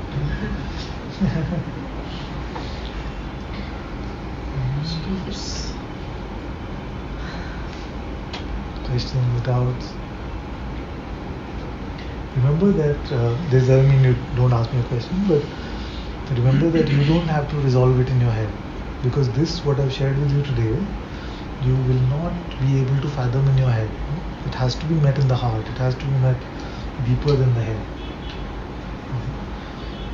So if the mind is poking you, but what about this? But they say like that. You don't have to fix they say. You don't have to come to. You're not becoming a spiritual encyclopedia. You're not becoming the most spiritual person in the world. Enlightenment is not to become the most spiritual person in the world. So you're not here to garner spiritual knowledge. We have a Vedanta library with hundreds of Vedanta books if you want to garner spiritual knowledge. But you're here to taste the fruit. What is at the Anta of the Vedanta? That is what I'm offering you. So the Vedanta, you heard this term, Vedanta, Advaita Vedanta. Yes. Because the Vedanta itself, you can put a perspective on it and you can even have Dvaita Vedanta. Yes. So there are teachers who are sharing from Vedanta, which means, what is the Vedanta? The Upanishads, the Bhagavad Gita and the Brahma Sutras. These three main texts make something called the Vedanta. Now, because there are so many scriptures, you can put your own perspective on it and share in whichever way that you want. There are even places where you can see that Shankara is forcing the words of a particular Upanishad into the Advaita way and sharing it in the Advaita way. And the same way other teachers can force the words into a Dvaita way and share it in a Dvaita way. So there's Vedanta. We refer to Vedanta mostly because we follow the Advaitic tradition, which means that there are no two. So we talk about Advaita Vedanta. Now, Advaita Vedanta or Vedanta basically constitutes of the Upanishads, which is said that there were thousands, but now there are 108 or 1008 or something, which are we know some of the popular ones. Brihadaranyaka, Katha Upanishad, some some of these Upanishads we are aware of. There are many of them. Quite a few are there in the library also. Now, what we are sharing, these sages have already shared in some way. Now, it's called Vedanta because Anta means the end of something. So at the end of the Vedas, were these kind of like almost obscure sort of scriptures called the Upanishads. The meaning of the Upanishads was to say that they're shared in secret. Upanishad means to sit close. So they're not for everyone. They're to be shared in secret because the kind of stuff that is talked about, everyone will not understand anything. So these were the Upanishads. Then there was like a teacher's training manual called the Brahma Sutras, which nobody can understand because everything in Vedanta is covered in the Brahma Sutras in small aphorisms. So if you read that, and if you don't have like either a history of reading a lot of Vedanta or being in satsang like this, you will not get it like what is being said. So that is the Brahma Sutras, mainly meant as pointers for teachers themselves. You see, so those are the Brahma Sutras.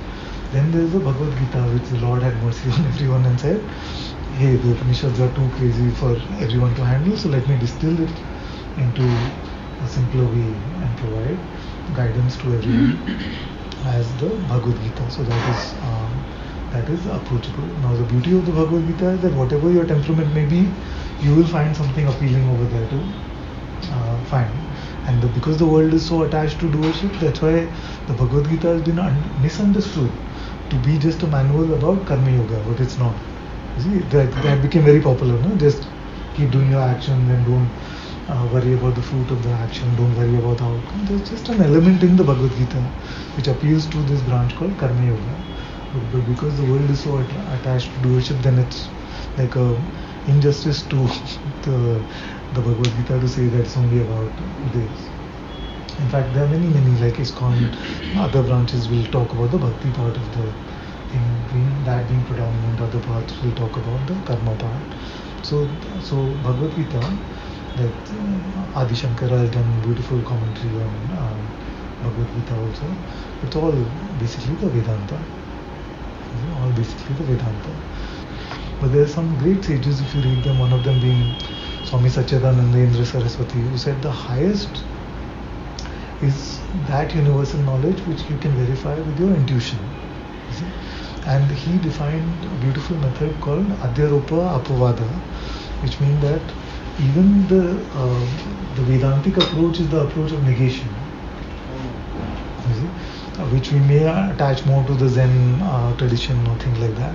Of course, in Neti is very popular in the Vedantic tradition also, but even the other approach which is shared in the Vedanta is very much like this. The Adhyaropa Apavada is replacing a dominant concept with a broader concept and then chopping that other concept as well, leaving you in that open and empty. You see? So I often use this example. I should find some more examples, but it is said somewhere that you consider yourself to be having 2 arms and 2 legs. No, actually you have millions of arms and legs. That is your reality. So what happens there? Because it comes from the scripture, you say, this is the voice of the truth. So you follow that and say, I'm not just this. In my reality, I have millions of arms and legs. You see? Then later as you continue reading, you'll say, arms and legs?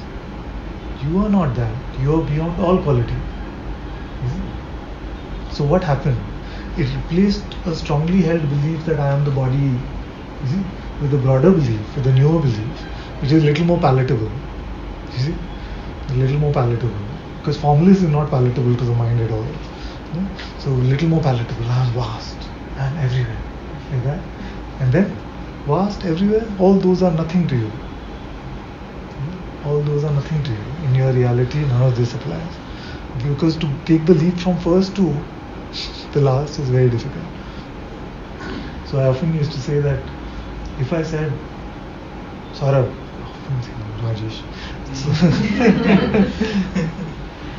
I know someone who could be your best friend, She's so cool, you'll you will get along so well with her, she could be your best friend. What do you say? So naturally, what would you say? Suppose we are not in satsang. I say I know someone who could be your best friend. I feel like you'll get along with her so well. She's super cool, has similar interests, can tell one car from the other, this kind of thing.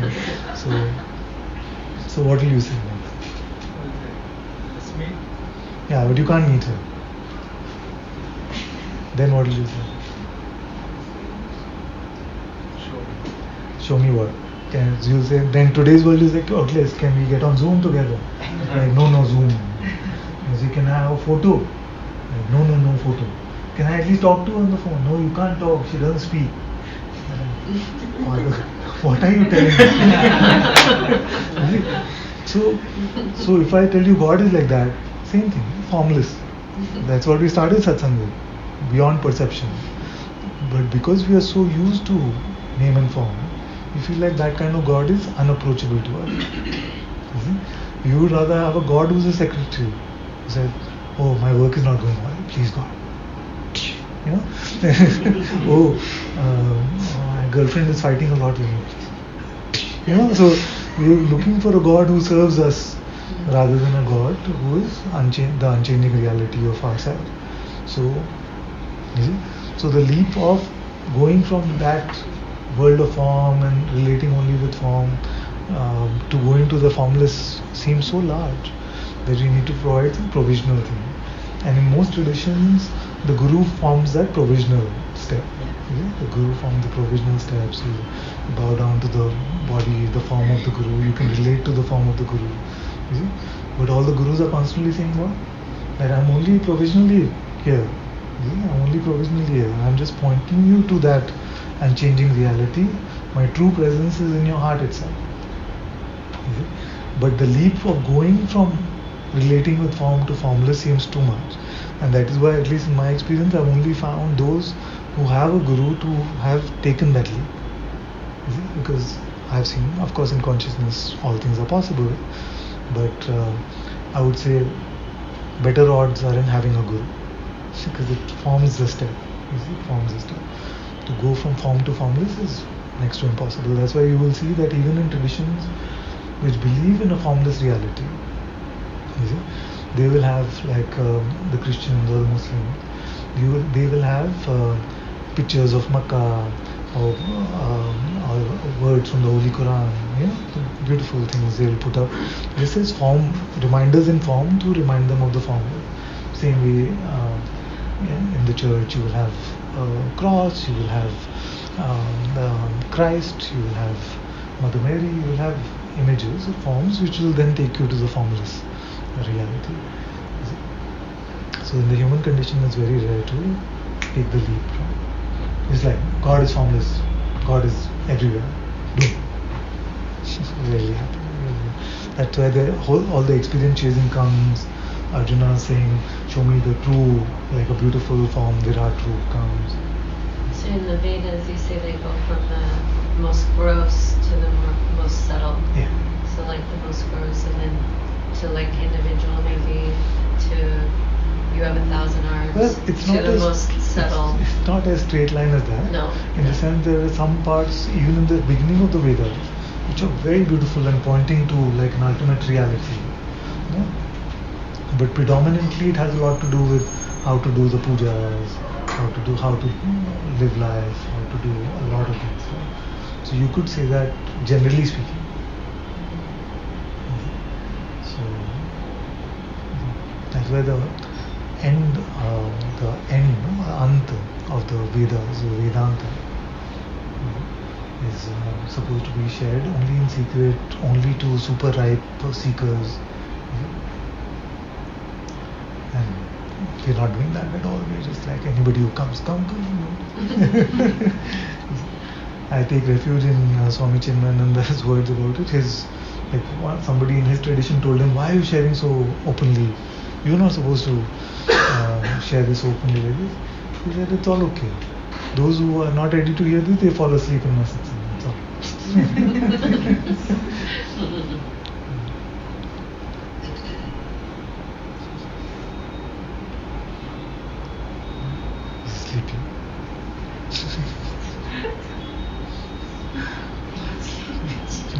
telling but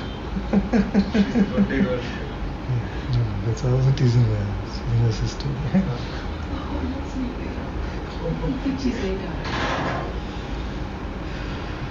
Brother, where does that bhakti and gyan come together? All to make you open and empty. But Try to be like bhakti is so beautiful. So, what is the end goal? The end goal is to be empty of story, open and empty. Yeah? The provisional goal many times is to change the central protagonist of the story. You see? Because, like I said many times, to drop the whole story is very difficult. So, it is helpful sometimes to say, oh, it's said about Meera, no? That everything she would say is Krishna happened with Krishna like this, and Krishna did this, and Krishna, everything was Krishna, Krishna, Krishna. You see? What is the other thing I said in Satsang that day? Ranja, Ranja? Ranja, Ranja, Karti Hera, Ape Ranja, Awe. So she remembered Ranja so much that there was no he's left. So I was saying to another one also, I felt like was resisting and finding a lot of difficulty in satsang, because he was finding it impossible to squeeze satsang into his narrative about his life and all of that. So I said to him, replace the central character in your story, and replace it with any God, Guru, anything that you're devoted to, but don't be obsessed with me. And that would be a good provisional step to take. In fact, more than provisional. Very nice. In one of his talks, Osho had said, he said that if you feel you're more inclined towards prem and chosen the bhakti path, and others who are inclined to inquiry and have taken the path of inquiry, he said, please keep them very, very separate. I think that's what I understood. I'm sure in the Satsang you would have said keep them very separate. And this is it's a feature, it's not a bug. Because I love when he said, baby, my whole job is to confuse you. My whole job is to confuse you. Because if I don't confuse you, then you'll start relying on your knowledgeability. In fact, all of Satsang today has been about that. But then I can see now faster. If I'm taking a position, which I'm also taking right now, at least the awareness comes soon. That's a position.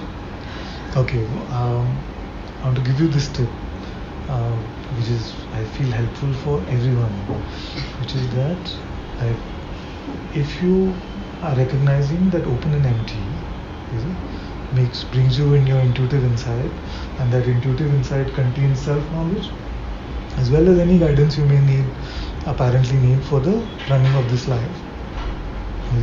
So the dominance is changing from the head to the heart, which is poetically many people said, what is satsang going from head to heart? I felt that it was just a romantic notion, very silly, but I didn't realize it's that clear. Then now to go from head to heart, whose report will we take? You see, as a guide in this process. So when we say this is something that happens to me, you see, and I ask how do you know? Many of you say that I notice it, but it's not true. It is the thief distracting you in the garb of the policeman. Saying, I'll help you catch the thief. Your problem right now is this. The same guy. So I'm using all these metaphors because metaphors are easily understood. When you're catching a thief, you see, running after a thief, you see, many times a thief will pick up a stone and throw it and try to make some noise in another direction, so you change your direction. You see? So on this spiritual, it's a non-path path. So you have to be very, very careful about what guidance you are taking along the spiritual path. You see? And many times you're just taking your mind's guidance. You see? What many of you are doing are you listening to satsang beautifully. I'm an optimist, so listening to satsang beautifully. You go back down wherever you stay, wherever, and there you are trying to distill what you heard with your mind. And then you go with mental conclusions about what your gaps are, what your blind spots are, what you need to work on, what you need to do more of, all of these things. And if you go to the thief about its address, what do you think it's going to tell you? A lie. So this question is very important. How do you know? How do you know? I know I've irritated all of you. How do I know? I don't know. I know I've irritated all of you a lot with this question over the last couple of weeks. But I feel like this question is now central to my pointings as well. How do you know? Because many times I hear reports from you about you see, and I can just smell that you're just taking a mind report to be true about you. See? Why will the thief give up its address that easily?